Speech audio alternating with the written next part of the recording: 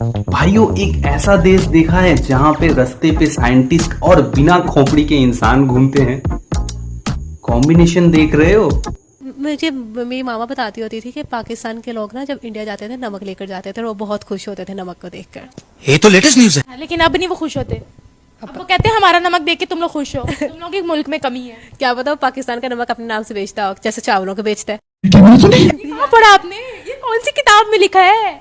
अबे भिखारियों, अपने मम्मी पापा को भी बताना, India is the third largest salt producer in the world और हम तुमसे नमक लेंगे। अबे सालों, तुम लोग बॉम्ब के अलावा क्या दिए हो इंडिया को इतने सालों में? वो हमारा चावल लेते, बल्कि हमारा चावल तो बाहर की कंट्रीज ने लेना मना कर दिया।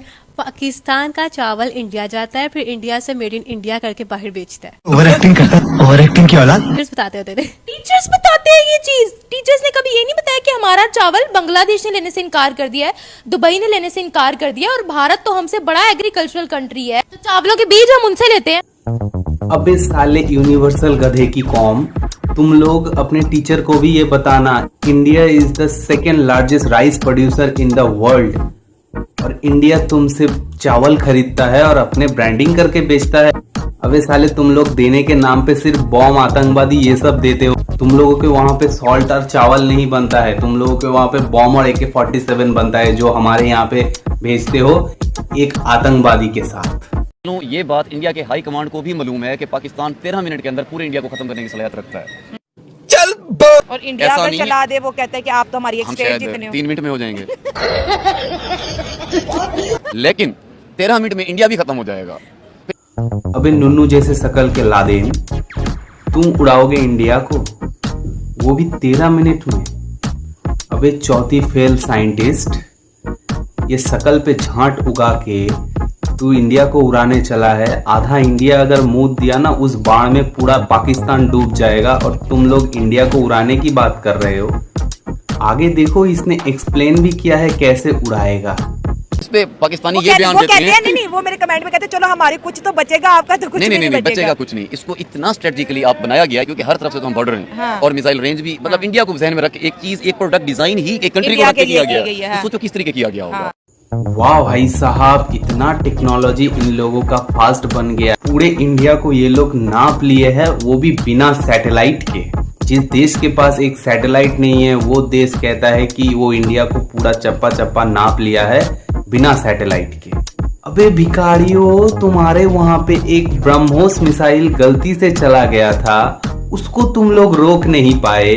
तुम्हारे हाई वोल्टेज सिटी के ऊपर से वो मिसाइल निकल गया, कुछ नहीं कर पाए तुम लोग उड़ाओगे इंडिया को। तुम्हारा मिसाइल अगर कराची से टेक ऑफ होता है तो लाहौर पे ही गिर जाता है और तुम लोग इंडिया को उड़ाने की बात कर रहे हो। शर्म नहीं आती है? टेक्नोलॉजी की बात, वो भी पाकिस्तान। कोई इंडियन बॉय प्रपोज करता है तो क्या आप उनका प्रपोजल एक्सेप्ट करके शादी करेंगी? मैं नहीं करूंगी क्योंकि पहली बात तो इंडियंस को बोलने की बिल्कुल तमीज नहीं होती है। क्या बोला तूने? जैसे कि उनका लहजा बहुत बुरा होता है, एक्सेंट खास तौर पे बहुत मसला होता है इसमें। हम तो जब सुनते हैं वो तो हर नाम के साथ जी, हर एक को बड़े अच्छे वे में बात करते हैं। अपने आप को मैं की जगह हम कहते रहते हैं। तो हम तो इज्जत वाला वर्ड है ना, हम ये। अबे सीमा हैदर की नाजायज बहन, पहले तो कोई इंडियन लड़का तुमको प्रपोज करने से रहा, आओगे तो 5-5 बच्चे लेके इंडिया का पॉपुलेशन बढ़ाने का काम करोगे और इंडिया को बोलने की तमीज नहीं है। पूरे दुनिया में हम लोगों का डंका बजता है बे, हम लोग सबसे शांति प्रिय देश है। अगर दो देश के बीच में लड़ाई होता है तो पीस कीपिंग फोर्स इंडिया वाले प्रोवाइड करते हैं और हम लोगों को बोलने की तमीज नहीं है। अबे भिखारियों, पढ़ाई लिखाई में ध्यान दिया करो, थोड़ा गूगल में सर्च करके इंटरव्यू दिया करो, किसको क्या बोल रहे हो वो जान लो। इसके अलावा लड़का बहुत अच्छा है, पढ़ा लिखा है, इंडियन है, आपको पसंद करता है, आपके लिए पाकिस्तान आ गया जी।